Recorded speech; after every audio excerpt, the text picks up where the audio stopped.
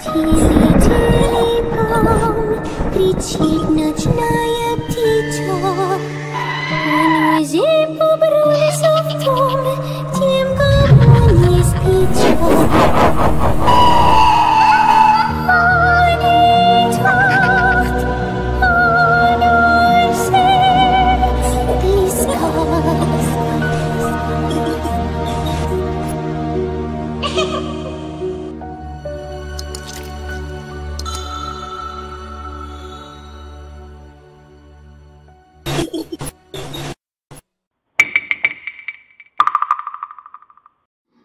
Magandang gabi sa inyong lahat.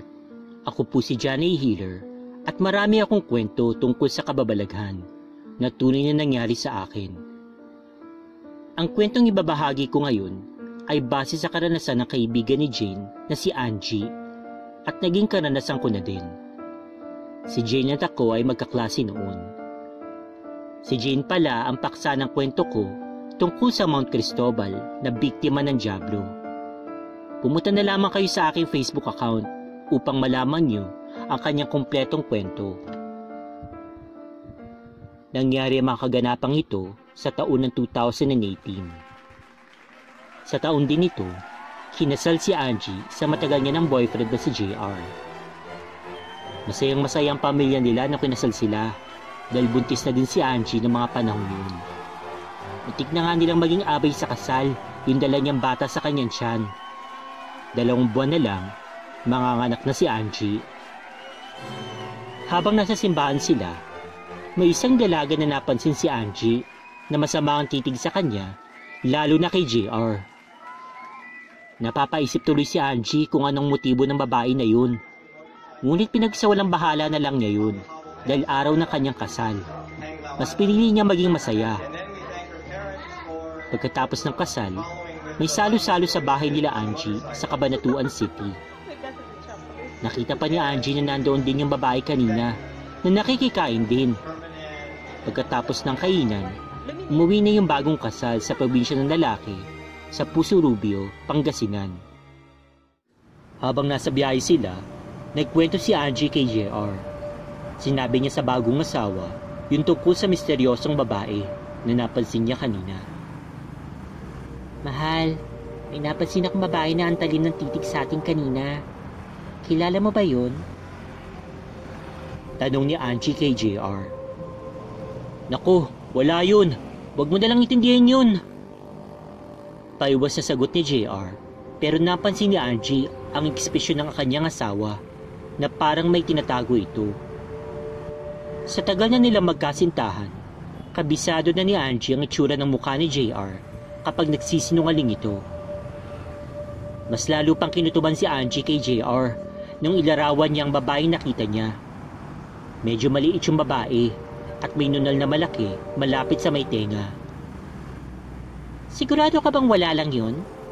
Umamin ka, sino babaeng yun? Pagpupumilit ni Angie kay JR. Tanong ng tanong si Angie kay JR kung sino yung babae. Pero ayaw talagang umamin ni JR hanggang sa nauwi sa pag-aaway sa loob ng sasakyan ng usapan. Sumidhi ang pagdududa ni Angie na dating girlfriend ni JR yung naturang babae. Hanggang sa nakarating sila sa Pangasinan, hindi pa rin umaamin si JR. JR, mabuti pa sabihin mo na sa akin na totoo. Aminin mo na lang, matatanggap ko naman yan eh. Pagkukumbinsi ni Angie. Pero kikom talaga ang bibig ng lalaki na mukhang nais dalhin sa hukay ang kanyang nalalaman.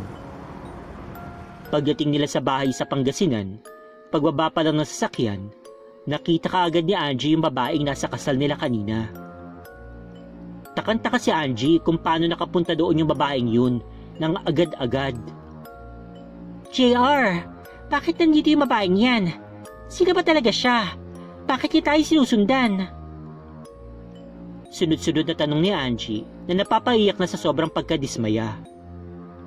Wala pa din pag-amin si JR, kaya walang nagawa si Angie kundi pumasok sa bahay nila at di na lang din kinibo ang esposo. Natulog si Angie na malamig ang pakikitungo sa kanyang asawa. Hanggang sa napanaginipan niya yung babae na sinasakal siya. Habang pinipilit niyang kumawala, sumisigaw ang misteryosang babae. Ako ang dapat na papakasalan ni JR, hindi ikaw! Kaya ngayon, mamamatay ka! Mabuti na lang at nagising si Angie sa bangungot na yun. Paglingon niya, wala ang kanyang asawa sa kanyang tabi. Pumunta siya sa kusina upang uminom sana ng tubig. Nang marinig niya ang boses ng kanyang asawa na nasa labas ng bahay, nagsasalita na animoy may kausap. Pagsilip niya, nakita niya si JR na kausap yung babae kanina. Doon na napagtanto ni Angie na talagang magkakilala ang dalawa. Kumpirmado na ni Angie na ex ni JR yung babae. Narinig din ni Angie na tinawag ito ni JR sa pangalan na Rose. Labis ang galit at selos na dadama ni Angie. Balak na sana niyang sugurin ng dalawa pero hindi ito natuloy dahil narinig niya si JR na nagsalita. Pwede ba? Huwag ka na magpakita dito, Rose. Tapos na tayo. Kasal na ako at tahimik ng buhay ko. Ayoko na makipaglaro sa'yo. Matigas ang tono ng lalaki habang tinataboy si Rose. Si Rose naman ay humahagulgul sa iyak at halatang hindi tanggap ang desisyon ni JR. Ganun-ganun na lang? Iiwan mo na lang ako na parang basura matapos mo akong gamitin? Kung inaakala mo na magagawa mo akong iwan ng ganun kadali, nagkakamali ka. Hindi ako makakapayag na mapunta ka sa iba. Akin ka. Papatayin ko asawa mo. Pagsisisihan niya na inagaw ka niya sa akin. Pagbabanta ni Rose. Dahil dun, nagpula ang paningin ni JR sa galit at isang malutong na sampal ang ginawad niya kay Rose. Huwag mong pagbabantaan ng asawa at magingin ako. Ako makakalaban mo. Umalis ka na nga dito. Layas! Ayaw na kitang makita. Pagtataboy ng lalaki sa umiiyak na babae, kinaladkad niya ito palabas ng bakuran at tinulak palayo. Si Angie naman ay tahimik na bumalik sa kanilang kwarto pagkatapos na nasaksihan. Kinabukasan, nagpatay mali siya si Angie at hindi sinabi kay JR mga narinig niya noong nakaraang gabi.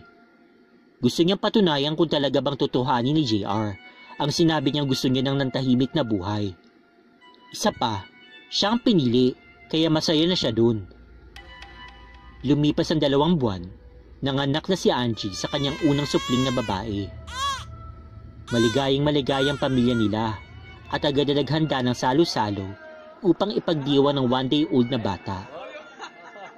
Doon, tuwang-tuwa ang mga biyenan ni Angie. Sinabi ng mga ito ang pangarap nila para sa bata. Ayon sa kanyang biyenan, gusto nila na sa Amerika magtrabaho ang kanilang apo paglaki nito dahil na dun pala sa Amerika yung ibang kapatid ni JR. Maraming naging pangarap sa bata na kung ano-ano. Habang nagkakainan sila, maraming mga taga-puso Rubio ang dumarating.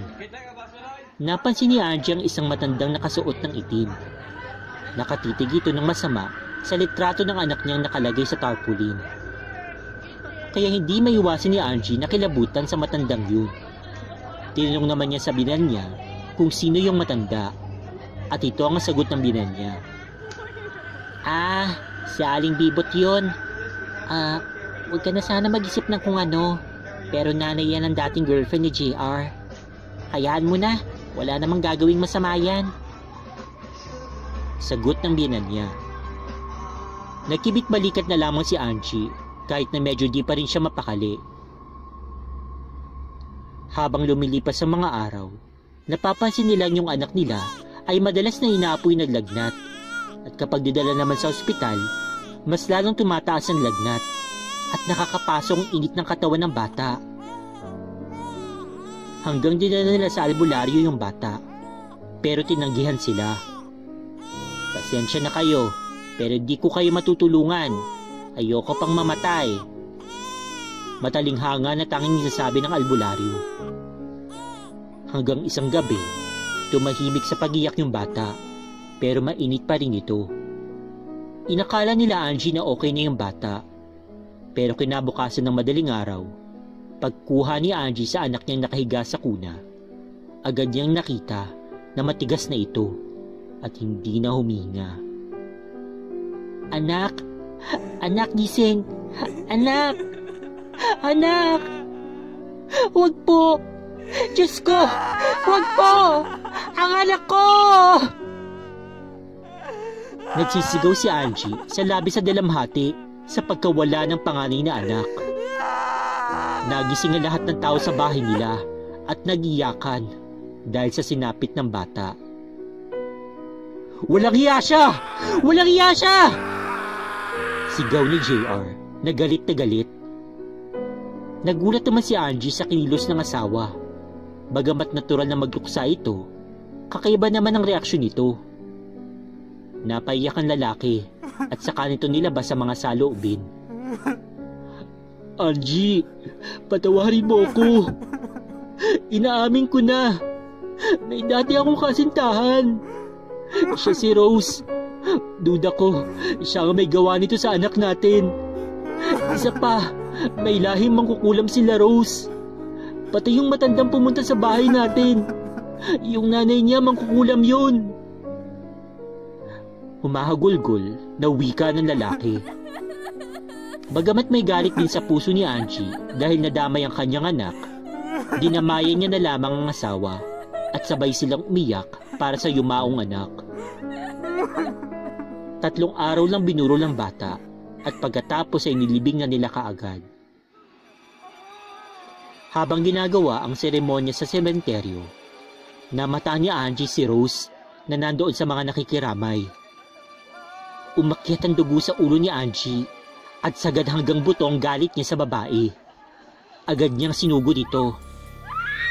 Ang kapal ng mukha mo na magpakita dito? Matapos na patayin niyo ang anak ko? Hayop ka! Mangkukulam! Pinatay mo ang anak ko! Nagpupulis na sigaw ni Angie, sabay sampalat sa bunot kay Rose.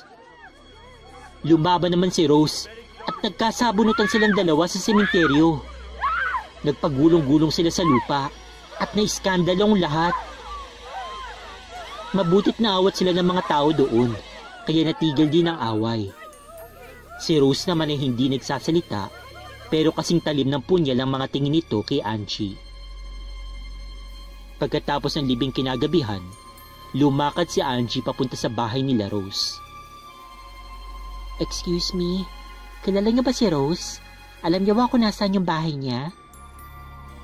Pagtatanong ni Angie sa mga tao doon.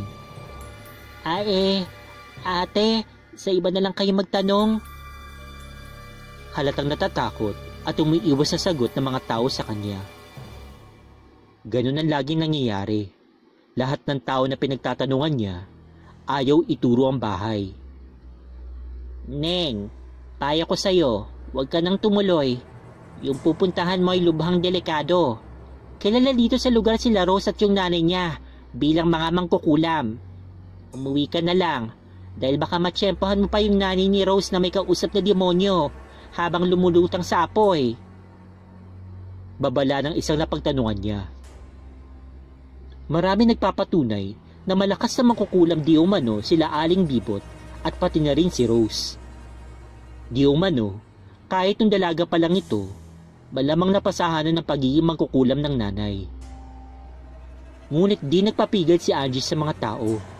Mas lalo siya naging matapang dahil gusto niyang kumpirmahin kung talagang totoo lahat ng mga sinabi ng mga napagtanungan niya. Hindi ako natatakot sa mag-ina na yon. Kapag pinapatunayan ko na mangkukulam nga sila, tatagiin ko mga liig ng mga kampo ng demonyo na yon. Sumpa ni Angie. Inakala ni Angie na ganun lang kadali yung gagawin niya. Pero pagdating niya doon, walang kailaw-ilaw sa bahay nila Rose. Duda niya, yun na talaga yung bahay nila Rose, kaya sumilip siya sa bintanang nakabukas. Ngunit wala talaga siyang nakita dahil sa dilim. Pagtalikod niya sa bahay, may namasdan siyang apoy na may 2 katawan na nakatayo. Takang-taka si Angie kung paano nagkaroon ng apoy doon, samantalang wala naman ito nung dumaan siya doon kanina. Nung lalapitan niya na ng konti yung apoy upang makita ng mas mabuti yung 2 katawan, may humablot sa buhok niya at sinipa siya ng malakas.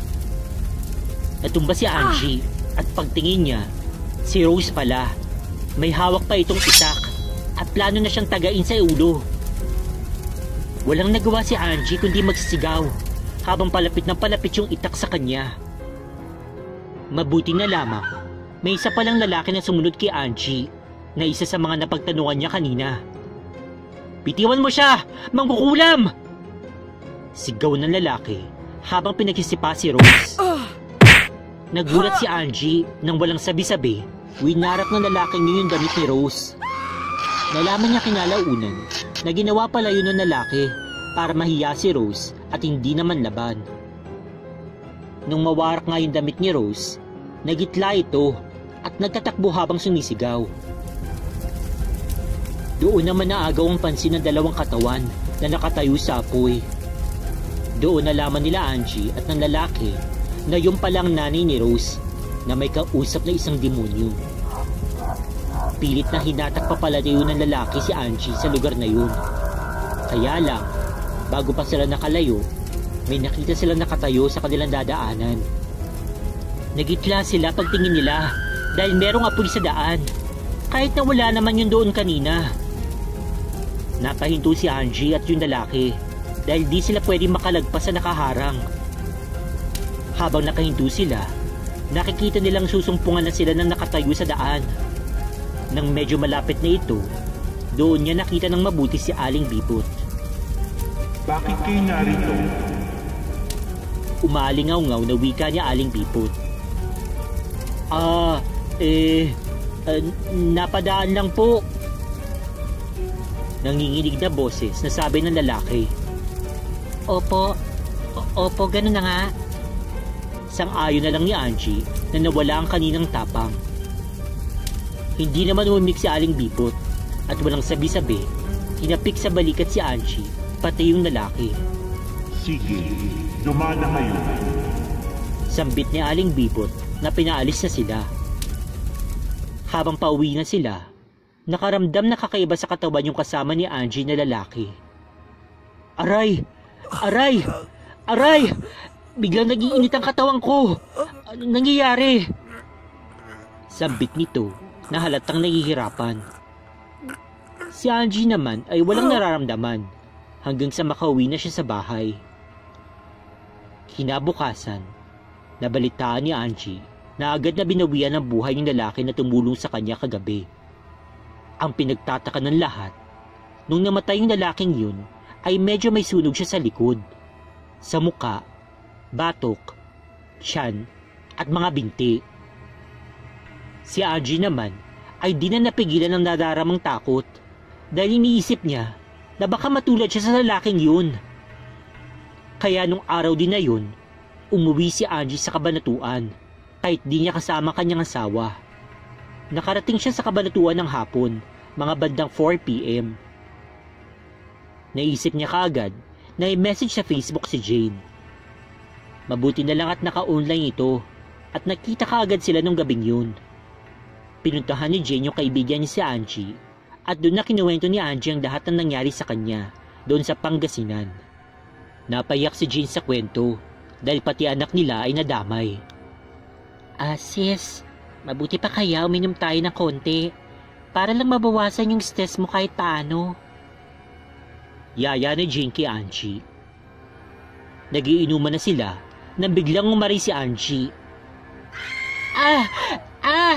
Ang sakit! Ang sakit! Impit na sigaw ni Angie.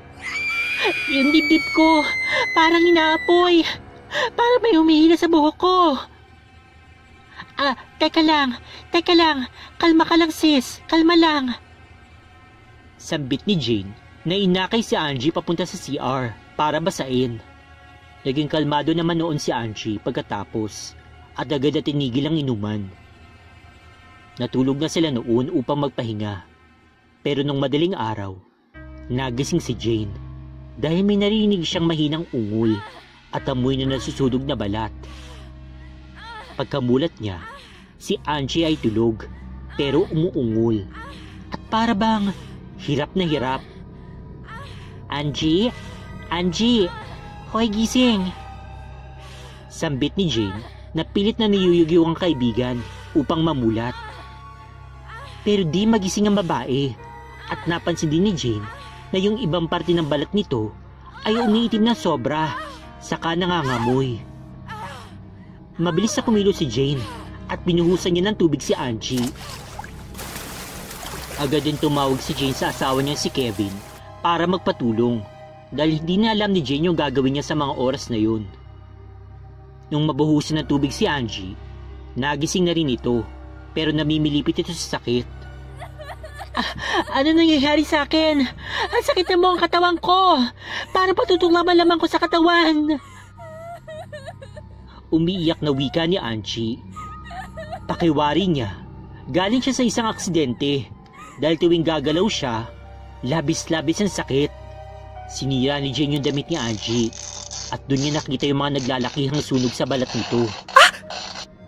Pagdating naman ng asawa ni Jane na si Kevin, agad nilang sinugod sa ospital si Angie. Pagdating nila dun sa ospital, agad na pinainom ng gamot si Angie. Pero nung tuturukan na siya, pinigilan ni Jane yung mga doktor sa PJG. Bakit hindi tuturukan? Dinala nyo pa dito yung pasyente. Ayaw nyo naman pala gamutin. Pagalit ng doktor sa kanila. Marami pa daw sinasabi yung doktor na yun, pero pinabayaan na lang nila at hindi na kinibo. Nagtagal si Angie ng 12 hours sa ospital, pero walang pinagbago. Mas lalo lang lumalala yung sitwasyon niya. Doon na pumasok sa isip ni Jane na kailangan nila si John Healer. Naalala ni Jane kung paano ko siya nailigtas doon sa Diablo, doon sa Mount Cristobal. Agad na lang nilabas sa ospital si Angie at dinala sa bahay namin. Kaso nga lang, wala ako doon. Nataon na nasa Pasay ako at nagtatrabaho. Nagulat na lang ako kasi ring nang ring yung cellphone ko noon. Nagkataon na sobrang busy ko sa work kaya hindi ko nasasagot yung tawag. Pero nabasa ko yung text ng nanay ko na kailangan ko daw talagang umuwi dahil nandun si Jane at may kasamang magandang babae. Hinahanap daw ako. Nung mabasa ko yun, para akong ginanahan umuwi. Kasi syempre, may magandang babae naghahanap sa akin na pinuntahan pa talaga ako sa bahay. Kaya medyo puso-puso na naman yung mata ko noon. Badang hapon, pag out ko, sumaglit ako na umuwi sa amin dahil may service naman ako noon. Habang pauwi ako, bumubulong sa akin yung alaga kong duwende. Bilisan mo! Malapit ang mamatay yung magandang babae na naghihintay sa'yo sa bahay. Wika nito. Nagtataka naman ako kung bakit. Wala talaga sa isip ko na magpapagamot yung babaeng yun. Pagdating ko sa amin, gabi na, mga 11 p.m. Pagpasok ko pa lang sa bakod, mabilis ako sinalubong nila Jane, pati ni Kevin. John, buti nandito ka na. Please, tulungan mo naman yung kaibigan namin. Umahangos na wika nila. Pagpasok ko sa bahay, nakita ko nga yung babae na rin pakilala bilang Angie. Pagkahawak ko sa kamay niya, nakita ko sa isip ko yung matandang babaeng mataba na medyo maitim na may demonyo sa likod. Yung mukha ng demonyo nakatapat sa tenga ng matanda na para bang may binubulong. Saka may isang babae doon na medyo maliit na may hawak na kandila at tawa ng tawa. Dahil doon, nalaman ko na kung napapaano ang babaeng ito. Walang sabi-sabi, naghubad si Angie sa aking harapan. Inalis niya yung mga damit niya, pati short. Nakita ko na may maiitim sa balat niya, tapos may tumutulo na parang mantika. Nag-usal ako ng orasyon para papasukin sa katawan ni Angie yung nakita ko. Pero wala na. Huli na ang lahat. Dahil huminga lang ng malalim si Angie at pagkatapos noon, pumikit na at hindi na dumilat. Pinulsahan ko si Angie pero wala na talagang pintig. Kaya wala na din akong nagawa. Hindi ko man lang nagawang iligtas si Angie. Naiyak ako ng sobra dahil yun ang unang beses na namatayan ako ng pasyente na dinala sa bahay namin. 1 linggo lang ang lumipas. Dilibing na si Angie. Nung nasa sementeryo kami, lumapit sa akin si Jane at tinuro niya yung lalaking umiiyak. John, yun yung asawa ni Angie. Bulong nito sa akin. Pagkatapos ng libing, nagpaiwan muna ako sa sementeryo dahil hanggang sa oras na yun, hindi ako makapaniwalang namatayan ako ng pasyente. Medyo sinisisi ko pa yung sarili ko noon dahil ang bagal-bagal ko umuwi. Nagpaabot pa ako ng hapon sa work. Habang naiisip ko yun, may kumalabit sa likuran ko. Paglingon ko, si Jane, si Kevin, at yung asawa ni Angie na si JR ay nandoon. Kinausap ako ni JR dahil nakwento pala ni Jane sa kanya na isa akong healer na may mataas na kaalaman sa lihim na karunungan. Doon na buo yung plano namin na gumanti. Sa harap mismo ng nicho ni Angie, sinabi namin doon na kahit anong mangyari, papatayin namin yung pumatay sa kanya. Matapos ng pag-uusap namin na yun, biglang umulan. Napakalakas noon, pero yung tent na pinagsisinungan ng nicho ni Angie kanina, hindi man lang tinangay ng hangin. Napakalakas ng hangin noon, kaya takam-taka silang tatlo. Pero ako, alam ko nang ibig sabihin nun. Ang pahiwatig noon. Sige, lumaban kayo. Ipagtanggol niyo ako. Kahit gaano pa kalakas ang kalaban, huwag kayo magpapatalo. Umaayon ang panahon sa mga plano namin. Kaya nung din araw na yun, kasama nila akong bumiyahe sa Pangasinan. Dumating kami doon na gabi na. Nag-coffee lang kami sa bahay ni JR. Saka lumakad papunta sa bahay nila Rose. Kasama namin yung dalawang mag-asawa na sila Jane at Kevin. Teka, hinto tayo. Sabi ko pagdating sa bakuran nila Rose. Bigla naman dumapa si Kevin, kaya muntik akong matawa. Pinahinto ko sila dahil may nararamdaman akong kakaiba. Pagtingin ko sa puno ng nyug, sa ibabaw noon ay may lumulutang na demonyo. Malilim ng mga oras na yun at wala pa kaming dalang ilaw. Pero alam ko sa sarili ko na demonyo yun dahil alam ko ang aura ng demonyo. Saka nakakakita ko sa dilim. Kaya sabi ko sa kanila, huwag na kayo magtago sa likuran ko. May demonyo sa itaas ng niyog. Nakikita niya tayo. Pagkasabi ko noon, halata ko sa kanila yung takot dahil mas lalong humipit ang kapit sa akin ni JR. Nung malapit na kami sa bahay nila, si JR pala ay may dalang isang 1.5 liter ng gasolina. Agad niya binuhusan paikot yung bahay nila Rose, pero nung sisindihan na niya, biglang umapoy sa likod ng bahay. Pagkasilip ko, nandun yung matabang babae na nakita ko nung hawakan ko si Angie bago siya mamatay. Paglapit ko, nakita ko na lumulutang sa apoy yung babaeng mataba, pati na rin si Rose. Nakita ko nandun din siya at unti-unti din siya lumulutang sa apoy. Sa mga oras na yun, nawala yung demonyo. Kaya nag-usal ako ng dasal na pamana sa akin ng lolo ko na pampahinto ng apoy at para hindi din ako masaktan ng apoy. Pag-usal ko nun, humina yung apoy at nahulog sa lupa yung magina. Tuluyan nang nawala yung apoy at pagkabangon nila, nakita ko yung mukha ng matandang mataba na galit sa akin. Kinaka niya akong sugurin pero nakaiwas ako sa kanya. Nakita ko sa mukha yung plano niyang basagin yung aura ko sa pamamagitan ng tapik. At para matulad din ako kay Angie at dun sa lalaki na ginimitan niya lang ng tapik, namatay na. Pero sa akin, hindi yun uubra. Nung muling pagsugod niya, may dala na siyang itim na sibat. Alam kong galing sa impyerno yun dahil nakakita na ako nun dati. Nung malapit na siya sa akin, hindi niya alam na nakapag-usal na ako ng pampahinto. Kaya napahinto siya at hindi nakagalaw. Pero yung hawak niyang sibat, dumiretso papunta sa akin. Wala na akong oras na lumihis pa noon. Alam kong tatamaan ako. Pero biglang lumitaw sa harapan ko ang gabay kong diwata. Sinangga niya ng braso niya yung sibat. Tapos nun, bigla siyang nawala, pati na rin yung sibat. Alam kong lubhang nasaktan yung gabay kong diwata, kaya binalot ako ng galit sa katawan. Tinawag ko yung sibat ng kalangitan at kombinasyon ng kidlat ng katarungan. Naramdaman ko na naman na bumibigay yung kanang kamay ko at pagtingin ko, may nakidugtong na matulis na bagay na nagliliwanag at may mga nagkikiskisang kuryente. Halika na kayo mag-ina! Pagsasabayin ko na kayong sintensyahan! Sabi ko sa matandang mataba, pati na rin kay Rose.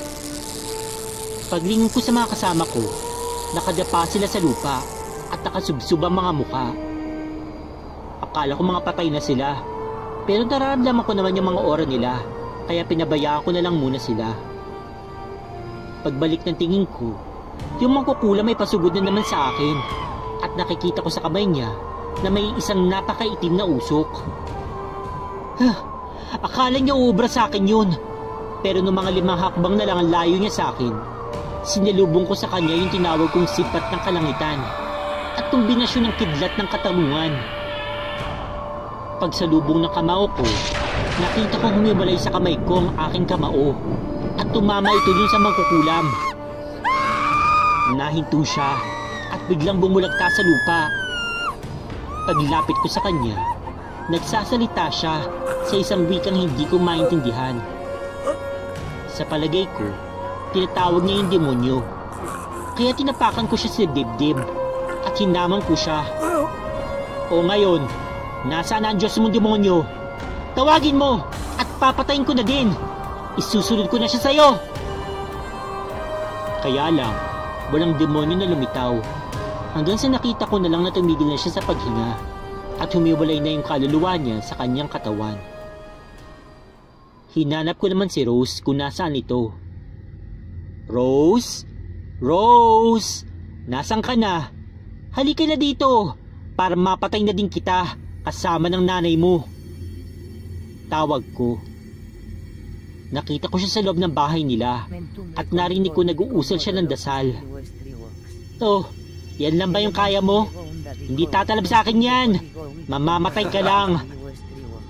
Natatawa na wika ko. Kung sino ka man, sana mapatawarin mo na lang ako. Nagawa ko lang naman yun dahil sa pagmamahal ko kay JR. Niloko niya ako. Pagmamakaawa ni Rose sa akin. Kahit na Rose, di sapat na dahilan yan para pumatay kayo ng tao. Hindi lahat ng tao kaya nyo. Ngayon, malas mo dahil yung pinatay nyo, may kaibigan na nakakakilala sa akin. Kaya ngayon, katapusan mo na. Hindi uubra sa akin yung walang kwentang dasal mo. Sambit ko na nasusuklam sa kanya. Parang awa mo na po. Huwag mo ko papatayin. Magbabago na ako. Saka, hindi naman ako bihasa sa pangkukulam. Nasasaktan lang talaga ako sa pangiiwan sa akin ni JR. Pagkatapos sila'y kasal ni Angie, 2 beses na may nangyari pa sa amin ni JR. Kaya mahal ko siya. Sabi pa ni Rose na halos lumuhod na sa akin. Ganon, kabit naman kukulam ang labas mo. Pero sa totoo lang, naawa ko sa'yo. Sabi ko. Matapos ang usapan namin na yun, nagpasya ako na patawarin si Rose.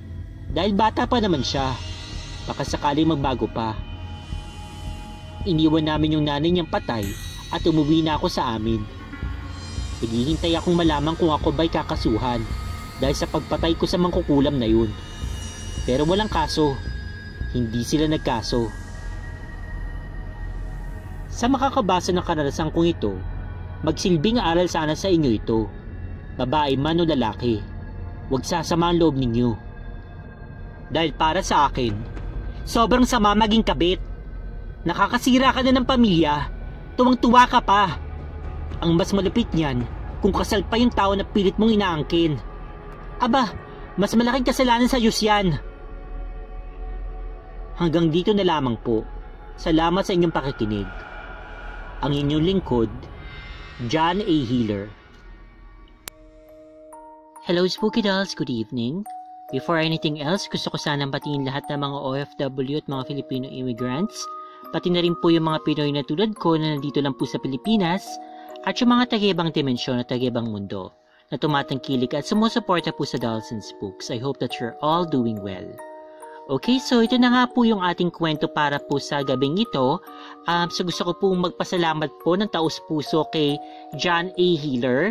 Okay, so kwento ko lang po sa iyo kung paano ko po nalaman yung tungkol po dito kay John Healer. So actually dito na po sa comment section ng isa sa mga videos nga po dito sa Dolls and Spooks. So nag-upload ako tapos pinag-comment na basahin ko daw yung kwento daw po ni John Healer.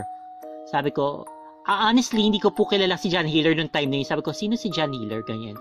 Tapos yun, may nag-share po ng mga stories po niya dun sa group. Okay, so share po yung stories ni John Healer. Then nabasa ko, sabi ko, okay, maganda to, ganyan, ganyan. Tapos yung chinek ko nga, okay, ang kaganda nga ng mga kwento niya. So agad-agad, okay, so nag-message nga po ako kay John Healer para nga po tanungin kung okay lang po sa kanya na magbasa nga po ako ng mga kwento po niya. Okay, so sabi ni John Healer, isa daw po na. Kasi nangyari pala nito, marami na rin pala nakakakilala sa kanya na ibang mga horror creators. Then may nag-reach out din po sa kanya. Nagtanong kung pwede nga po magbasa po din sila ng mga kwento. So pang 7 daw ako sa mga nagtanong po sa kanya na kung pwedeng basahin. So, ayun. Pabuti na lang at nabigyan nga po ako ng chance po ni John Healer na magbasa nga po ng isa sa mga kwento. At yung binigay niya po sa akin na kwento ay ito nga po, yung pong kabit na mangkukulam. Nagustuhan ko naman, although syempre alam ko naman yung mga karamihan po sa inyo, aswang talaga, aswang stories po talaga yung hanap. Ayun yung talagang mas gusto ninyo. But still, alam niyo naman ako, okay? So yung mga matagal nang nakikinig po dito sa Dolls and Spooks, alam nyo na talagang super hate na hate ko po talaga yung pong mga, ano pa nga ba, kabit, okay? Ayoko po talaga. So ngayon, nagpapasalamat po ako na parang meron din pong isang nagkwento na pareho po pala kami ng stance o yung pareho po kami ng pananaw tungkol sa bagay na yan. Okay, so siya na po nagsabi niya na hindi ko po yung dinagdag, hindi ko po yung pinalitan. Sa kanya po mismo galing niya kay John Healer na ayaw din po niya sa mga kabit. Okay, so tanong ako ng mami ko kanina kasi narinig niya ako, baka ano bang galit ko sa mga kabit? Meron na ba akong experience na may nang-agaw ng boyfriend ko, yung mga ganong tipo? Well, wala naman.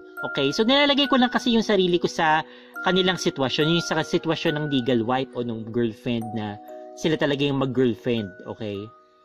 Na kung ako yung nasa sitwasyon nila, sobrang magagalit talaga ako, I swear. Okay, ayoko kasi talaga yung inaagawan ako, yung tipo nasa akin na aagawin ng iba.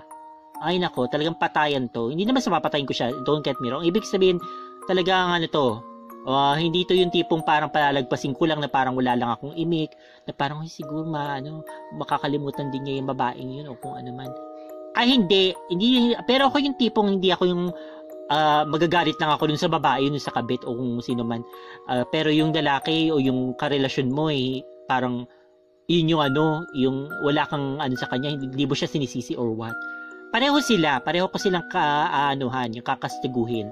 Siguro kung boyfriend lang kayo, di hiwalay na kaagad, kasi naloko ka na ano pa nga bang di baka malamang gagawin niya ulit yun sa'yo. Okay, pero kung kaya mong patawarin, di patawarin mo. Pero kung asawa naman at may mga anak kayo, syempre kailangan mo munang pag-isipan yan, kasi nga kasal kayo, hindi naman yung tipong okay, break na tayo tapos maghahanap na lang ako ng iba. Syempre kasal ka, so hindi siya ganun kadali. Okay, wala naman tayong divorce dito sa Pilipinas na pwede kayong mag-divorce ng ganun-ganun kasimple. So annulment, napakamahal nun at napakamatagal na proseso. So talagang sobrang mahirap talaga kapag ganun nasa sitwasyon pang ganun.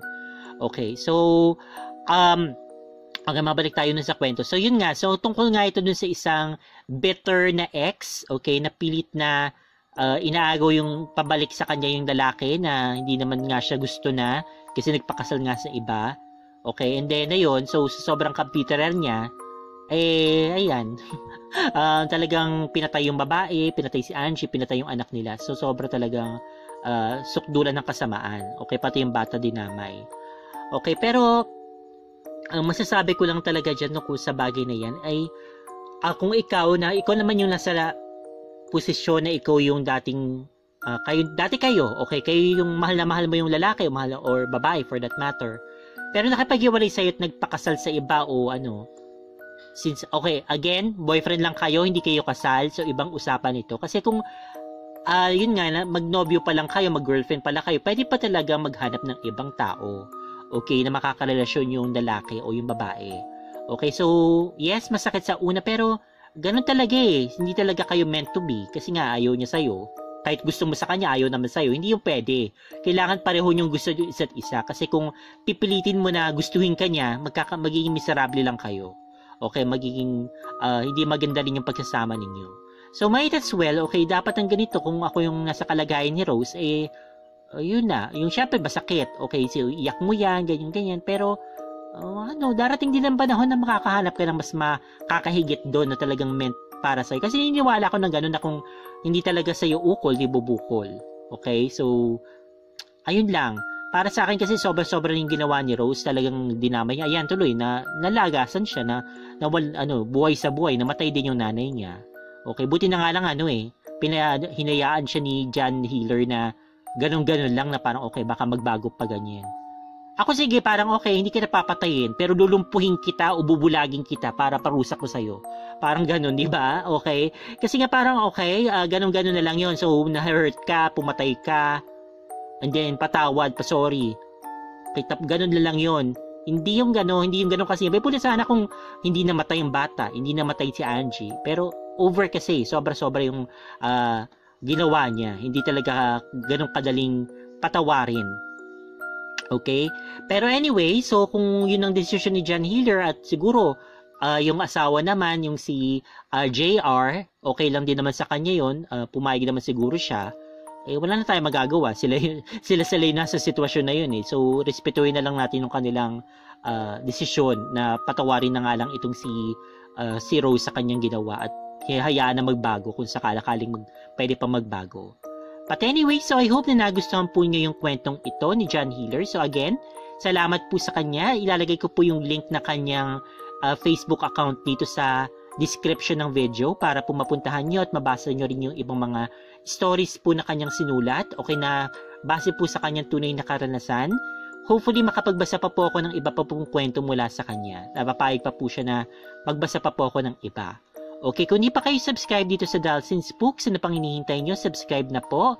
Pakiclick din po yung notification bell para updated po kayo sa lahat ng happenings natin dito sa ating channel. Pakiclick din po yung like, pakibigyan po ako ng isang napakagandang thumbs up. At pakishare din po itong video na ito please sa inyong paboritong social media like Twitter, Tumblr, or Facebook. So, pwedeng-pwede po yan. Okay, yun lang po muna sa ngayon at salamat pala kay Brian Atienza. So, thank you sa'yo at kay Tita Ori Rex at saka kay Tita Florencia de Guzman, kay Tita Josephine Napen, I hope that you're doing well, Tita Beth, kay Aunt Beth Pulido, at saka po kay Tita Smart B, kay Tita Leonor Nel, Engineer Melvin Montes, at saka sino pa si Kuya Jordan Aguinaldo. So, I hope that you're all doing well. At saka kay April Grixty. Okay, so yun lang po muna sa ngayon. Thank you so much for listening and watching. Take care always and God bless. Stay fabulous and spooky, spooky dolls.